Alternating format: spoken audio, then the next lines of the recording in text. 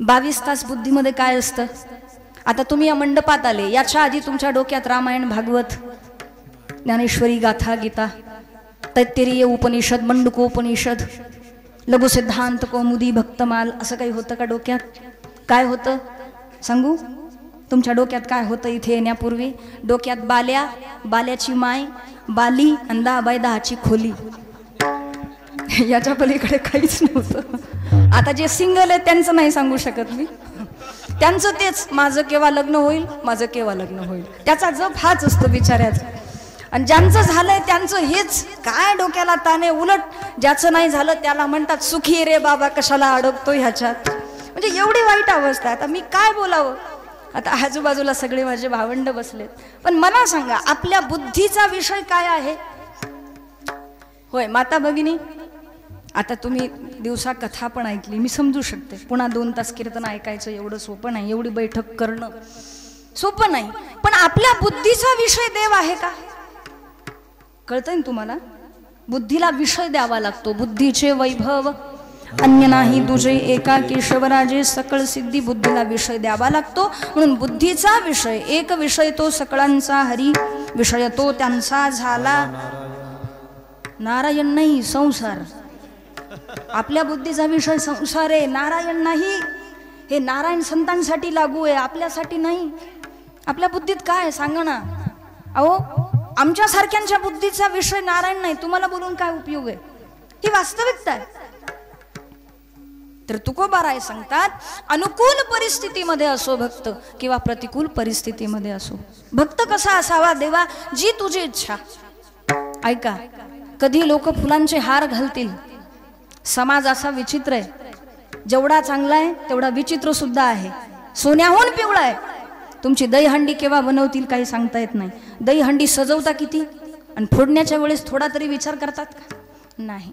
म्हणून नेहमी सतर्क राहावं, सावधान राहावं आणि हा विचार आपण करावा. आज जी काही परिस्थिती आपल्याला दिसते, जगाचा नियम आहे काय? परिवर्तन. हे बदलणार आहे. आज जे आहे ते नेहमी राहणार नाहीये. किंवा वाईट दिवस असतील, प्रतिकूल परिस्थिती असेल, फक्त देवाला एवढंच विनंती करावी, कभी घी घना कभी एक मुठ्ठी चना. ऐका काय? कभी घी घना कभी एक मुठ्ठी चना, नहीं तो वो भी मना. आणि जरी देवाने तेही नाही दिलं तरी त्याचे आभार माना. आणि खरं सांगू, बरेच लोक वैतागून संसार सोडतात. काय? वैतागून संसार सोडतात. एक सांगू, मैंने ये छोड़ा ये कहने से पहले कुछ ऐसा तो कमा लो जो छोड़ने लायक हो. म्हणतो आपण सोडलंय, पण त्याच्या आधी असं काहीतरी मिळवा ना, जेणेकरून सोडताना वाटलं पाहिजे की एवढं सोडलंय की ज्याची काही गिनती नाही. त्यागही कसा असावा माणसाचा? प्रतिकूल परिस्थितीमध्ये ज्याचा त्याग आहे तो खरा त्याग नाही. अनुकूल परिस्थितीमध्ये ज्याचा त्याग आहे तो खरा त्याग. म्हणजे अनुकूल स्त्रिया पुत्र, अनुकूल मंत्री पवित्र, अनुकूल राज्य सर्वत्र भोगिले विचित्र नाना भोग. हे कुणाचं वर्णन आहे? हे राजर्षी जडभरताचं वर्णन आहे. राजर्षी भरताचं वर्णन करताना एकनाथ महाराज म्हणतात, सर्व काही अनुकूल होतं, पण सर्व संग परित्याग केला आणि वनामध्ये गेले. कुठे होती प्रतिकूलता? सगळं काही मनासारखं होतं. आपल्या मनासारखं जेव्हा नसतं तेव्हा आपण म्हणतो मला वैराग्य आलं. वैराग्य नाही, तुला वैताग आलाय. कसलं वैराग्य? विठ्ठल विठ्ठल.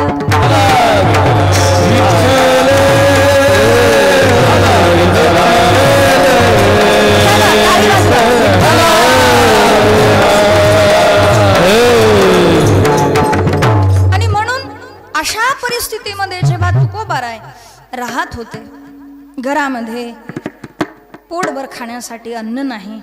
घर पाहिलं तर घर कसं आहे? चंद्रमौळी आहे. चतुर्थीचा चंद्र पाहण्यासाठी आपण घराच्या बाहेर येतो, पण तुकोबारायांना घराच्या बाहेर पडण्याची आवश्यकता नव्हती. घरातूनच चंद्रदर्शन सहज व्हायचं. देव घरी आल्यानंतर प्रश्न पडला, काय? पाहुणे घरासी आजी आले ऋषिकेशी काय करू उपचार. पाहुणे घरासी आजी आले ऋषिकेशी काय करू उपचार. काय करू उपचार काय करू उपचार. पाहुणे घरासी आजी आले ऋषिकेशी काय करू उपचार. पाहुणे घरासी आजी आले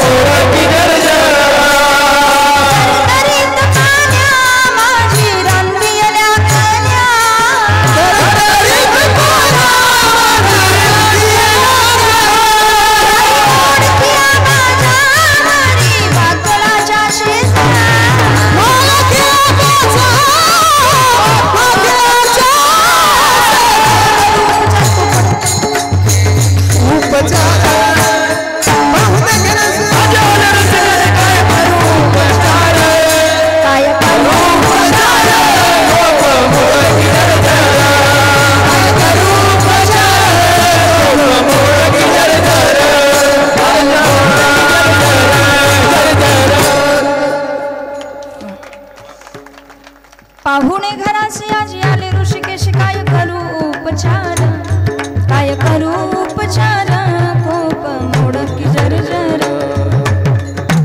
खरं सांगू, तुम्ही पखवाजावर प्रेम केलंय म्हणून एवढं साध्य झालंय तुम्हाला. जसे माझे शब्द चालतात, जसा आपला लय स्वर चालतो, तसा त्यांचा पखवाज चालतो. उगीच तुम्हाला महाराष्ट्राची बुलेट ट्रेन म्हटलं जात नाही. खरंच. पाहुणे घरासी आजी आले ऋषिकेशी. देव पाहुणा म्हणून आला. अतिथी देवो भव. आता आम्ही सुद्धा तुमचे अतिथी आहोत असं तुम्हाला वाटत असेल, पण दादा आम्ही अतिथी नाही बरं. अतिथी त्याला म्हणावं ज्याची येण्याची जाण्याची तिथी निश्चित नसते. आम्ही निश्चित करून आलोय. विचारलं मला उपवास आहे का जेवण करणार, ठरलंय भाजी काय बनवायची, चपाती बनवायची का भाकरी बनवायची, त्याला काय अतिथी म्हणणार. अतिथि उसे कहा जाता है जिसकी न आने की तिथि निश्चित हो न जाने की तिथि निश्चित हो, तो अतिथी. देव अतिथी म्हणून पाहुणा म्हणून आल्यानंतर तुकोबारायांना प्रश्न पडला. पहिला आले हरी शंख चक्र शोभे करी, गरुड येतो फडत्कारे नाभी नाभी म्हणे त्वरे. देव आल्यानंतर आनंद झाला. घर मोडकं तोडकं होतं तुकोबारायांचं. घरामध्ये एक बाज होती, मोडकी तोडकी बाज होती. त्या बाजेवर एक गोधडी अंतरली. कोणती बाज, कोणतं घर? हृदयरूपी घरामध्ये, हृदयरूपी मंदिरामध्ये भगवंताचं आगमन झाल्यानंतर अंतकरण रूपी बाजेवर देवाला बसवलेला आहे. त्या अंतकरण रूपी बाजेला 4 पाय आहेत. मन, बुद्धी, चित्त आणि अहंकार. अशा त्या बाजेवर देव विराजमान झालेला आहे. तुकोबाराय आतमध्ये जातात. सौभाग्यवतीला सांगतात, म्हणजे काय, जिजाबाईंना सांगतात, अवले आज देव आपल्या घरी पाहुणा म्हणून आलेला आहे, त्याच्यासाठी पंचपक्वान्न बनवू, स्वयंपाक कर. आता घरामध्ये काही नव्हतंच, काय बनवणार. गाडग्या मडक्यामध्ये पाहिलं, काही दिसत नाही. मुठभर कन्या निघाल्या. पांडुरंगाचं नाव ऐकलं जिजामातेने, तळपायाची आग मस्तकाला गेली आणि चिडल्या. काय म्हणतात जिजाबाई, या काळ्या विठ्याने माझ्या संसाराचं वाटोळं केलं आणि याच्यासाठी बुवा तुम्हाला वाटतं मी स्वयंपाक करावा. तेव्हा तुकोबाराय म्हणतात, तू का म्हणे कांते ऐसे न बोलावे, चरण धरावे विठोबाचे, असं बोलू नको. जे काही असेल, अतिथी आहे, अतिथी विनमुख जाता कामा नाही. विनमुख गेली या अतिथी ने सकळ वैभव संपत्ती. पुण्य घेऊन जातो अतिथी, परत गेला तर आपलं पुण्य घेऊन जातो. ऐका माता भगिनी, आपल्या दारात कोणी आलं ना, कहते हैं आपके दरवाजे पर अगर कोई आता है, आपकी हैसियत है तो आप उसे भोजन खिला दो. भोजन नहीं खिला सकते, लोटा भर के जल ही पिला दो. जल नहीं पिला सकते, कोई बात नहीं, उस गरीब को देखकर थोड़ा मुस्कुराओ तो सही, शायद तुम्हारी मुस्कुराहट से उसका पेट भर जाए. पण लोक आजकाल एवढी विचित्र आहेत, चमडी जाय पण दमडी ना जाय. हा, आणि आमच्या काही आता इथलं ग्रामीण भागातलं नाही सांगत, पण शहरी भागात जर एखादा वारकरी दिसला आणि वारकरी जर म्हटला, मावशी जय हरी विठ्ठल, तर ही महाराणी म्हणते, काठी घेतल्यावर कसं वाटल निघा. एवढी वाईट अवस्था. आमच्या सारख्यांना सुद्धा लोक म्हणतात, पूर्वीचा काळ खरंच चांगला होता. लोक म्हणायची रात्रीचं जाऊ नका, थांबून घ्या. आता पूर्वीचा काळ रस्ते खराब होते, एवढे रस्ते खराब की रस्त्यामध्ये खड्डा म्हणजे खड्ड्यात गाडी का गाडीत खड्डा हे पण कळत नसायचं, एवढे रस्ते खराब. त्यावेळेस महाराज परिस्थिती अशी होती, लोक फार भाविक होते. आता नाही तसं नाही, पण आता लोक म्हणतात, ताई आपण आलात आनंद, आपण आलात आनंद, आपण नसताना तर अति आनंद, आपण चाललात परमानंद, निघा घर खाली करा, बस झालं तुमचं कौतुक, असं म्हणतात. तोंडावर नाही बोलत, पण वर्तनातून दिसून येतं. मग अशा वेळी आपणही फार पसारा करत बसायचं नाही. 2 घास मिळाले तर ठीक, नहीं मिला कोई बात नहीं, बस्ती बस्ती पर्वत पर्वत गाता जाए बंजारा, लेकर दिल का इकतारा. चलता साधू बहता पाणी, आपलं चालत राहावं. कोण काय म्हणतंय, कारण स्तुती करणारे भेटतात, निंदा करणारे भेटतात, नावं ठेवणारे भेटतात, सगळ्या प्रकारची माणसं भेटतात. अशा वेळी आपली भावना एवढीच असावी, अवघी रूपे तुझी देवा, वंदू भावे करू सेवा. या भावनेने वारकऱ्याने चालावं. देवाचं आदरातिथ्य करायचंय. पत्नीला सांगितलं, बघ काहीतरी कर. मुठभर कन्या निघाल्या, चूल पेटवली, चुलीवर पातेलं, पातेल्यामध्ये हंडाभर पाणी ओतून आणि मग त्या मुठभर कन्या त्याच्यामध्ये टाकल्या. आता मला सांगा, पातेलभर पाणी चुलीवर जेव्हा उकळायला लागलं त्या उकळत्या पाण्यामध्ये त्या मूठभर कन्या शांत बसतील का हो अंतरवालीच्या मावशा, काय वाटतं तुम्हाला? तुम्ही फार सुग्रणी आहात. पातेलभर पाण्यामध्ये मूठभर कन्या शांत बसल्या असतील का? नाही. पातेलभर पाण्यामध्ये मूठभर कन्या कबड्डी खेळायला लागल्या. त्या कन्या शिजवल्या, भगवंताला बसवलं, पात्र टाकलं आणि पात्रावर जेव्हा कन्या वाढल्या तेव्हा त्या कन्या सैरा वैरा धावू लागल्या. भगवान म्हणतात, तुकोबाराया, तुमच्या या कन्या एवढ्या बलवान आहेत, या 2 हातांनी आवरल्या जात नाही, म्हणून दोवरी दोन्ही भुजा आलो घेऊनी. पुढची ओवी म्हणायची आवश्यकता नाही. आलिंगावया लागुनी तयाचे अंग, हे जे माऊली वर्णन करतात ते वेगळा विषय आहे तो, की भक्ताला आलिंगन देण्यासाठी परमात्मा चतुर्भुज होतो. जेव्हा देव आले तेव्हा द्विभुज होते, पण कन्या आवरण्यासाठी चतुर्भुज झाले. पत्रावळीचा द्रोण केला आणि तुकोबारायांच्या कन्या आवडीने भगवंताने खाल्ल्या. पहिल्या कन्या दासीपुत्र विदुराच्या, दासीपुत्र कन्या विदुराच्या बक्षी, दैत्या घरी रक्षी प्रल्हादासी, आणि दुसऱ्या कन्या तुकोबारायांच्या, म्हणजे काय? मुखशुद्धी तुळसी दळ तुका म्हणे मी. आता कन्या खाल्ल्यानंतर जसं जेवण झाल्यावर कुणी पान खातं, कुणी सुपारी खातं, प्रत्येकाची आवड निवड वेगळी. आता देवाला काय आवडतं? पान आवडतं का? सुपारी आवडते का? बडीशोप आवडते का? मग काय आवडतं? काही माहितीच नाही आम्हाला देवाला काय आवडतं ते.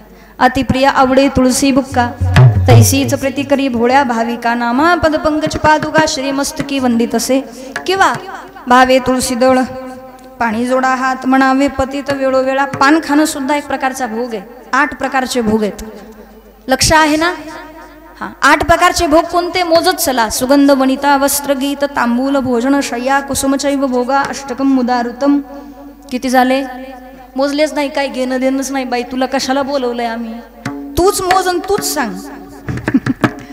सगळं गुत्त मलाच दिलंय.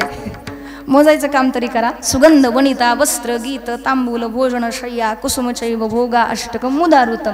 त्यापैकी पान खाणं, विडा भक्षण करणं हा एक प्रकारचा भोग आहे. तर 8 प्रकारच्या भोगांपैकी विडा खाणं हा भोग आहे. आणि म्हणून तो भोग असल्या कारणाने तुळशीचं पान भगवंताच्या हातावर दिलं आणि भगवंताने ते स्वीकारलं, ग्रहण केलं. आता तुम्ही म्हणाल ताई एवढं सगळं सांगण्याची काय गरज होती? आता नेहमी जरा सूत्रबद्ध पद्धतीने कीर्तन ऐकणारी माणसं विचार करतात. व्याग्रमुखी श्रोता जरा विचार करत असतो, एवढा पसारा मांडायची काय गरज आहे? सांगू, या चरित्रावरून किंवा कथा प्रसंगावरून, तुकोबारांच्या जीवनचरित्रातला हा जो प्रसंग आता मी सांगितला देवाच्या आदरातिथ्याचा, ते सांगण्याचा उद्देश एवढाच की जे तुकोबाराय देवाचं आदरातिथ्य करण्यामध्ये सुद्धा असमर्थ आहेत, ते दुकान टाकू शकतात का? प्रश्नचिन्ह. म्हणून सांगितलं एवढं. माहित नाही असं नाही, तुम्हाला सगळं माहिती आहे. आम्ही पुढे काय बोलणार हे तुमचं पाठ आहे. पण कधी कधी काय असतं, थोडं सांगावं लागतं आणि त्याच्याशिवाय कळत नसतं. सिद्धांत, दृष्टांत, कथा, प्रसंग, रूपक हे सांगावं लागतं. विचार करा, काय करू उपचार हा प्रश्न ज्यांच्या समोर आहे ते दुकान कसे टाकतील? आणि तुम्ही म्हणतात घातला दुकान. नेमका काय समन्वय जोडायचा?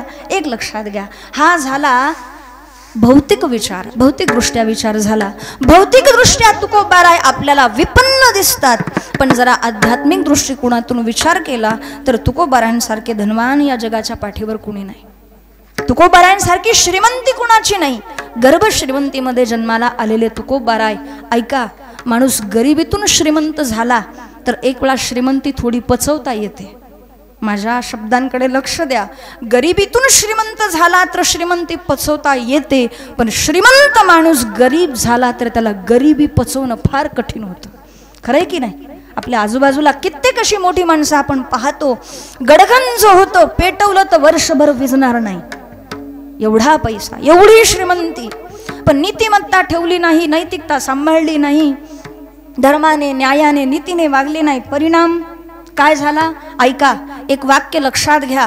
तुम्ही नीतीने पैसा कमवला तर तो अक्षय कालापर्यंत तुमच्या जवळ राहतो, पण लोकांच्या मुंड्या मोडून जर तुम्ही पैसा कमवला, थोडक्यात थोडं मोकळं बोलते, 1 नंबरचा 2 नंबरचा अन्यायाने कमवलेला पैसा तुम्हाला जरी वाटत असलं अनेक वर्ष अक्षय काळापर्यंत मी माझ्या जवळ ठेवेल, शास्त्रकार सांगतात तो पैसा तुमच्या जवळ फक्त 10 वर्ष राहतो आणि 11वं वर्ष सुरू झालं की त्याची जाण्याची वाटचाल सुरू होते. तुम्ही म्हणाल काहीतरी मनाने सांगतात, मनाने काहीच नाही, मला बगल पुराण सांगायला मुळात आवडत नाही. तुम्ही म्हणाल काय पुरावा आहे? शास्त्रकार सांगतात अन्यायोपार्जितम द्रव्यम 10 वर्षांनी तिष्ठती प्राप्ते चैकादशे वर्षे समूलं तद विनश्यति. संस्कृत कळतं ना? झोपल्या का काय? जाग्यात ना? हा, नीतीने कमवलेला जो पैसा आहे तो टिकतो, पण अनितीने कमवलेला पैसा टिकत नाही. 10 वर्षांनी तिष्ठती. आणि मग पुढे काय? प्राप्ते चैकादशे वर्षे समूलं तद विनश्यति. घरात कोणीतरी आजारी तरी पडेल, पैसा वैद्याकडे जातो, राजाकडे जातो. आता राजा नाही तर इन्कम टॅक्सवाले येतात, आयकर विभाग येतो, छापा टाकल्याशिवाय राहत नाही. आता ह्या गोष्टी मी तुम्हाला सांगावं याची आवश्यकता नाही, तुम्ही माझ्यापेक्षा पुढचे आणि हुशार आहात. म्हणजे सांगायचं काय? एकतर इन्कम टॅक्सवाले येतील, एकतर चोर तरी चोरी करेल किंवा घरामध्ये कोणीतरी आजारी पडेल. म्हणून दानाने धनाची शुद्धी करा, नामस्मरणाने मनाची शुद्धी करा. त्याच्यासाठीच या गोष्टी आहेत. तन पवित्र सेवा किए धन पवित्र करदान, मन पवित्र हरि भजन सो हो त्रिविध कल्याण, हो त्रिविध कल्याण. 3 प्रकारे कल्याण माणसाचं होतं. तन पवित्र सेवा किए, तनाची शुद्धता कशाने? सेवा केल्याने. तन म्हणजे शरीर आपलं पवित्र व्हावं, सेवा करा. मन पवित्र व्हावं, भजन करा. आणि आपलं धन शुद्ध व्हावं, दान करा. दान केल्याने कमी होत नाही, उलट वाढत असतं. म्हणून या गोष्टी लक्षात घ्या. हस्तो पवित्रो यदि दान पुण्यम, पादो पवित्रो यदि तीर्थयात्रा, मुखम पवित्रो यदि नाम घोषो, हृदय पवित्रो यदि ब्रह्मनिष्ठा. हस्तो पवित्रो यदि दान पुण्यम. दान केल्याने हात पवित्र होतात, म्हणून दान करावं. पायी प्रवास करा, तीर्थाला गेलेत म्हणजे पाय पवित्र होतात. पादो पवित्रो यदि तीर्थयात्रा. सासरवाडीला गेल्याने पाय पवित्र होत अपवित्र होतात. विठ्ठल विठ्ठल.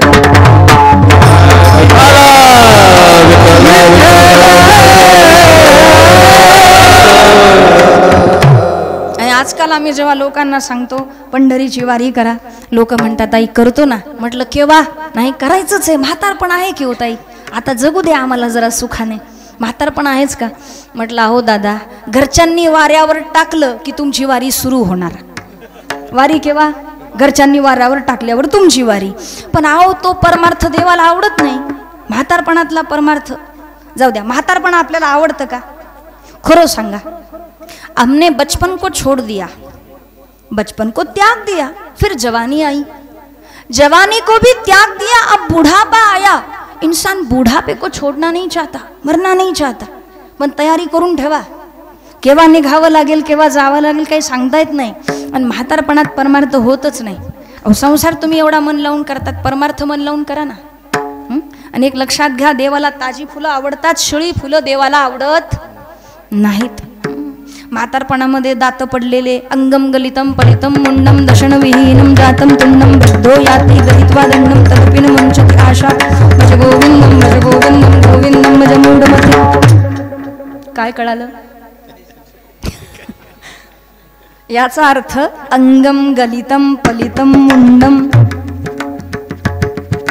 दशण विहीनम जातम तुंडम वृद्धो याति गृहीत्वा दंडम. म्हातारपणात काठी हातात येते. आणि म्हणून भज गोविंदम गोविंदम भज मूढमते. म्हणून भजन करा. देवाला ताजी फुलं आवडतात, म्हणजे तारुण्य देवाला आवडतं. तरना भाग्यवंत, तरना भाग्यवंत, नट हरी गीतनाथ, नट हरी गीतनाथ. तरना भाग्यवंत, तरना भाग्यवंत,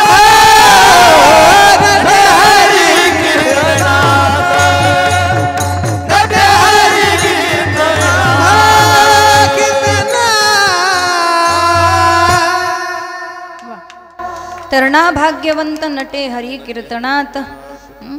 म्हणून परमार्थामध्ये तरुणांची गर्दी दिसायला पाहिजे. आजच्या कीर्तनात तरुण बांधव भरपूर दिसत आहेत. खरं सांगू एवढा वेळ बसत नाही बरं. नशीब आज बसलेत, म्हणजे रोजच बसतात. इथली मंडळी वेगळी आहे. एवढं सुंदर नियोजनच त्यांच्या हातात आहे आणि खूप समाधान वाटतं तरुण बांधवांना बघून. कारण तुम्ही या देशाचे भविष्य आहात. तरुण म्हणजे कसा असावा? ज्याच्यामध्ये तदाकारता आहे, तेजस्विता आहे, तो तरुण. किंवा अजून एक शब्द आहे युवक. काय? युवक शब्दाचा अर्थ फार सुंदर सांगितला जातो. युधिष्ठिरासारखं ज्ञान. युधिष्ठिर म्हणजे धर्मराज, ऐकताय ना? युवक म्हणजे कोण? युधिष्ठिरासारखं ज्ञान, वशिष्ठासारखी तपश्चर्या आणि कर्णासारखं दान ज्याचं आहे त्याला युवक म्हणावं. म्हणून कधीतरी शब्दांचा विचार करत जा. मी युवक आहे, युवकाने कसं बसावं? एकदम ताठ बसावं, म्हाताऱ्या माणसासारखं नाही. आता हालचाल करू नका, आहे तसेच बसा. मी नेहमी सांगत असते इथले तरुण बांधव वेगळे आहेत, पण आजकाल तरुणांची अवस्था फार बिकट आहे. इतके व्यसनाधीन झालेत. तुम्हाला एकच सांगते, तुमची लहान बहीण एकतर देवाचे भक्त व्हा, म्हणजे एकतर देवभक्त व्हा, नाहीतर देशभक्त व्हा. एकतर देवभक्त नाहीतर देशभक्त. नाहीतर काही ठिकाणी एवढी वाईट अवस्था की तरुण देवभक्त पण नाही, देशभक्त पण नाही, देशी भक्त. फार वाईट अवस्था आहे त्यांची.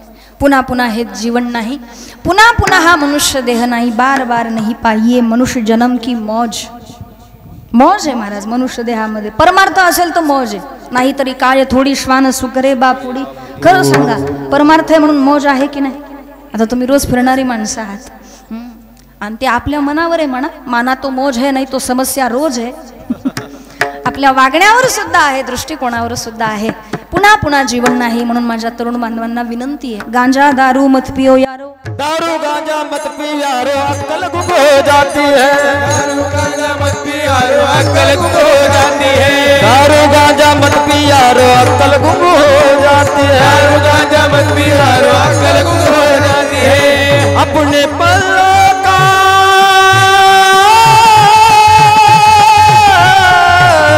अपने पल्लों का पैसा खर्च कर मुंह में मक्खियां जाती है.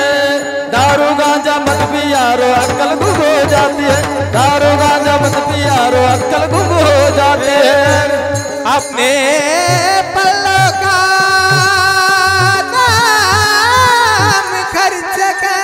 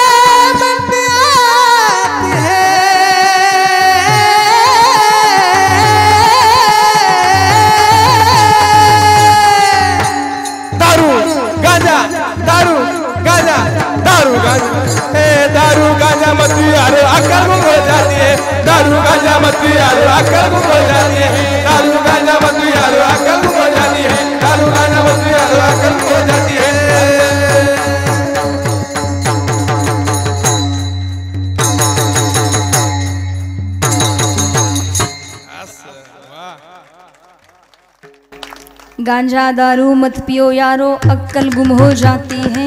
अपने पल्लों का दाम खर्च कर मुख में मिट्टी आती है. दारू पिल्यानंतर दारू पिणारा कुठे लोळतो?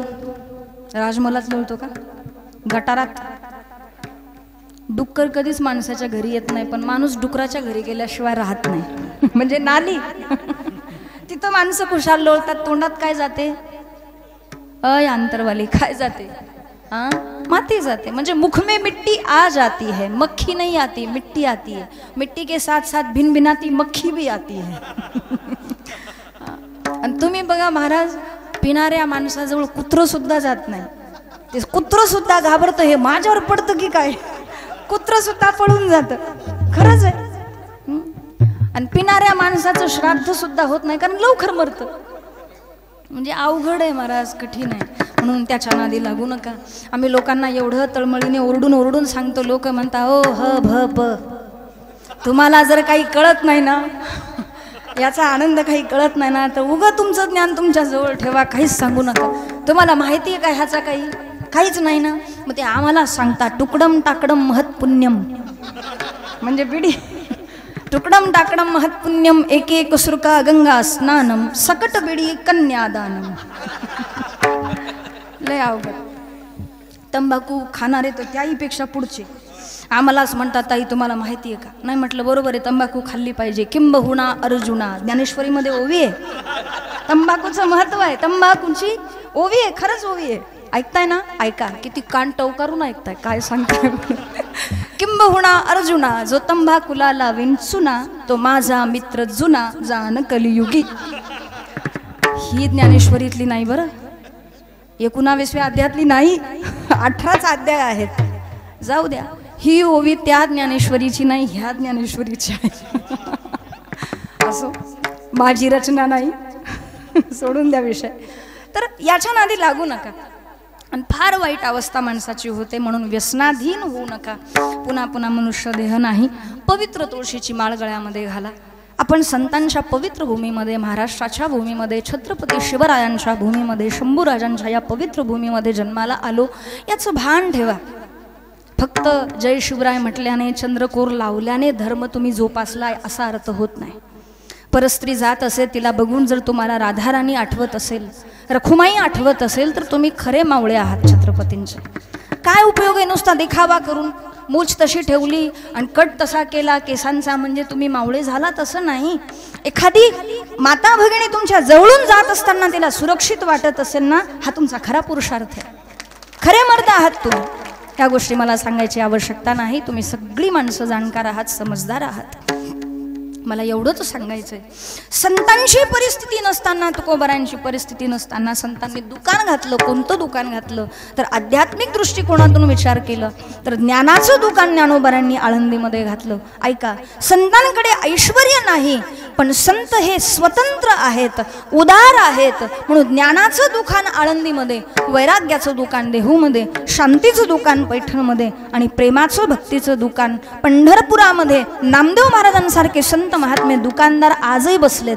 शांती पाहिजे, नाथांच्या चरणा सानिध्यात जा. ज्ञान पाहिजे, ज्ञानोबारांकडे जा. ज्ञानाचा सागर सखा माझा, म्हणून घातला दुकान. बरं, प्रश्न निर्माण होतो, दुकान घातल्यानंतर ताई विक्री केली जाते, दान नाही. आणि इथे तर म्हटलंय देती आली यासी दान. नेमकं काय? हे जगातलं आगळं वेगळं दुकान आहे, जिथे खरेदी विक्री नाही, जिथे दान केलं जातं. आणि हे दुकान एकमेव संतांचं आहे.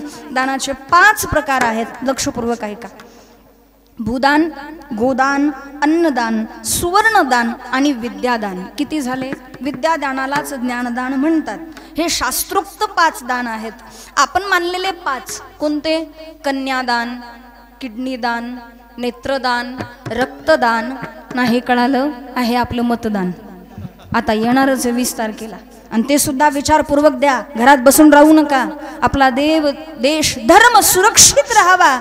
आणि येणाऱ्या काळामध्ये आपल्या महिलांची सुरक्षा ही व्यवस्थित राहावी. किंवा आपले कीर्तन प्रवचन व्हावेत असं वाटतं ना? वाटतं ना? माना हलवा ना मग, वाटतं ना? मग त्या दिवशी घरात झोपून राहू नका. असं म्हणू नका काय उपयोग आहे वोटिंग करून. एका मतावरून फार मोठा परिणाम होत असतो. म्हणून विनंती आहे, मतदान करा. विनंती आहे सगळ्यांना, मतदान करा. आणि विचारपूर्वक, खाण्यापिण्याचा विचार बाजूला ठेवा. धर्म टिकला तर खाणार पिणार, नाही तर फार वाईट दिवस येतील. याच्यावर मला फार वक्तव्य करायचं नाही, पण आता खूप थोडे दिवस राहिलेत. आजची 12 तारीख आहे, 12 8 20, 8 दिवस राहिलेत. 8 दिवसावर मतदान आलेलं आहे. नाही कन्यादान करता आलं तर मतदान तरी करा. ज्यांना कन्या आहे ते तर कन्यादान करणारच आहेत. पण सगळ्यात महत्त्वाचं म्हणजे काय? तो तुमचा प्रत्येकाचा अधिकार आहे आणि तुमच्या मताची किंमत आहे मायबापांनो. म्हणून हात जोडून पाया पडून या नारदाच्या गादीवरून तुम्हाला माझी विनंती आहे, मतदानाच्या दिवशी कंटाळा करू नका. आपलं मतदान आहे रामप्रभूला, आपलं मतदान आहे भगवान श्रीकृष्णाला, आपलं मतदान आहे आपल्या देशाला, धर्माला, आणि ते फार महत्त्वाचं आहे. म्हणून कृपा करून त्या दिवशी कंटाळा करू नका. जसं दिवाळीच्या दिवशी लवकर उठतात ना, तसं लवकर उठा, आंघोळ करा, देवपूजा करा ना, आधी जाऊन तिथं उभे राहा. एवढी घाई करा पण जा त्या दिवशी, कारण त्याला महत्त्व आहे आणि त्याच्यावरच आपलं भवितव्य अवलंबून आहे. फार काही बोलण्याची आवश्यकता नाही. देती आली असे दान, भूदान बळीने केलं गोदान, नृगराजाने केलं अन्नदान, राजसू यज्ञामध्ये पांडवांनी केलं सुवर्णदान. वर्तंत ऋषीकडे क्रौच नावाचा शिष्य होता, त्याने केलं ज्ञानदान. संत महात्मे करतात. जसं चांगदेव म्हणे, आजी जन्मा आलो गुरुपुत्र झालो, मुक्ताईचा देती आली असे दान. दान हे उदार अंतकरणाने संत देतात, म्हणून दुरुक्तीचा वापर केला. उदार उदार दुसऱ्या चरणामध्ये उदार उदार संत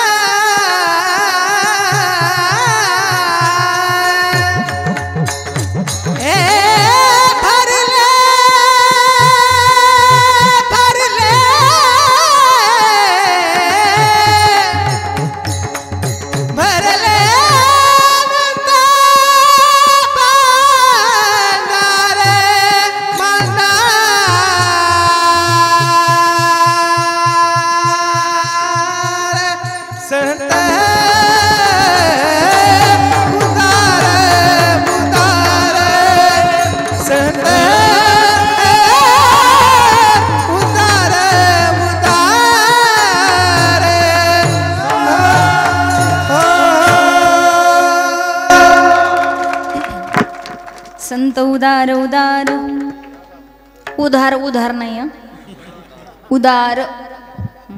द आणि ध याच्यावरून लगेच अर्थ बदलतो. मराठी भाषेचं हेच एक आगळं वेगळं वैशिष्ट्य आहे. म्हणून संत उदार उदार भरले अनंत भांडार. फार जपून बोलावं लागतं. एक म्हातारे बाबा मला म्हटले, ताई तुम्ही एवढ्या लहान वयात परमार्थामध्ये आल्या, किती कमी आहे तुमचं वय, या वयात हे सगळं. म्हटलं अहो या वयात नाही, तुम्हीही या वयात. कळतंय का? हा, या वयात, पण तुम्हीही या वयात. हा, श्लेष अलंकार. जे शाळेत व्यवस्थित गेलेत, मराठी व्याकरण शिकलेत, त्यांनाच हे कळेल. या वयात, या वयात तर आहेच, पण तुम्ही सुद्धा या वयात. पण ते आपल्याला कसं आहे माहिती का, सगळं कळतं पण वळत नाही. असो, तर संत महात्मे उदार अंतकरणाने भांडार भरून ठेवतात. फोडी तो भांडार धन्याचा हा माल, मी तो हमाल भारवाही. आणि म्हणून प्रश्न निर्माण होतो, देवच उदार, संतच उदार आहेत का, देव उदार नाही का? देव उदार आहे. देवाचं उदारत्व घेसी तेव्हा देसी, ऐसा अससी तू उदार, आधी घेतो मग देतो. द्रौपदीची चिंदी घेतली, मग वस्त्र पुरवली. सुदाम देवाचे पोहे घेतले, नंतर सोन्याची नगरी दिली. म्हणजे काय, घेणं मग देणं देवाचा स्वभाव आहे, पण देतच राहणं हा संतांचा स्वभाव आहे. म्हणजे काय, ऐशी कळबळ्याची जाती, करी लाभा विण प्रीती. म्हणून संत उदार उदार भरले अनंत भांडार. मग ते संत महात्मे काय करतात, मागणाऱ्याला देतात. मागत्यासी पुरे धनी आणि कासी उरे. मागणाऱ्याला पुरेल आणि अनेकांसाठी उरेल. म्हणजे लक्षात घ्या, पुरेल आणि उरेल एवढा माल संतांकडे कुठून आला मला सांगा. ज्या माणसाची विहीर समुद्राच्या किनाऱ्यावर आहे, त्या विहिरीचं पाणी किती उपसलं म्हणजे ती विहीर कोरडी होईल किंवा आटेल? सांगा बरं. हा, आटू शकत नाही, कारण तिचा स्रोत कोण आहे? समुद्र आहे. तद्वत ज्यांच्या रोमारोमामध्ये परमात्मा आहे त्यांच्या जीवनातलं ज्ञान, वैराग्य, भक्ती, प्रेम कमी होऊ शकत नाही. म्हणून तुका म्हणे देह भरला विठ्ठले, काम क्रोध केले घररिते. त्याच अनुषंगाचं वर्णन शेवटच्या चरणात देहाला पोत्याची उपमा. पोते तुका मन पोते, तुका मन पोते, तुका मन पोते, तुका मन पोते, तुका मन पोते, तुका मन पोते, तुका मन पोते, तुका मन पोते, तुका मन पोते, तुका मन